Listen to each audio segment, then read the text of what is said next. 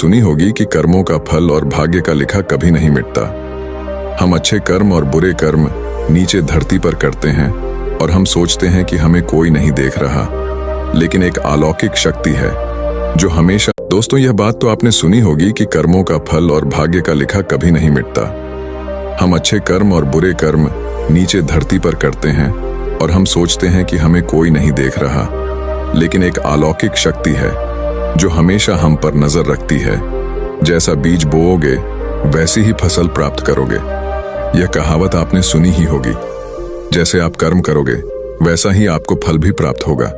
लेकिन मेरा एक सवाल है, क्या आप इस बात पर यकीन करते हैं कि जैसा आप कर्म करते हैं वैसा ही आपको फल भी मिलता है? आइए इस कहानी के माध्यम से समझते हैं। नमस्कार दोस्तों, सफलता का सफर में आपका दिल से स्वागत है।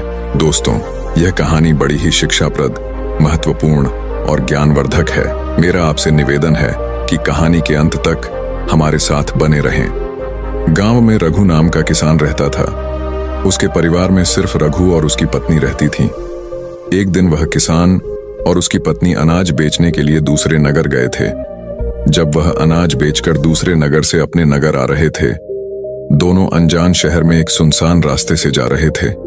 जब वह दूसरे राज्य की सीमा से निकले तो उन्हें रास्ते में कुछ डाकू मिल गए और उन डाकुओं ने उस किसान और उसकी पत्नी के पास जो कुछ भी था वह सब कुछ लूट लिया।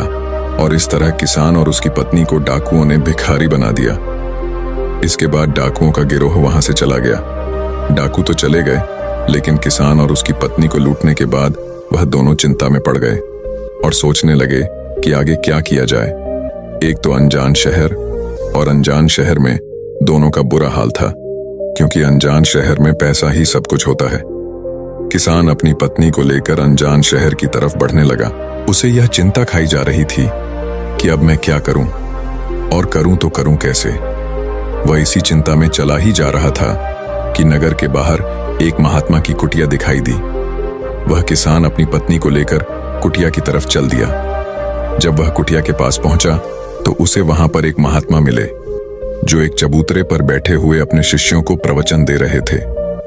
महात्मा को देखकर किसान सोचने लगा, क्यों ना इन साधु महाराज को अपनी समस्या बताऊं, शायद यह मेरी समस्या का कुछ समाधान कर दें।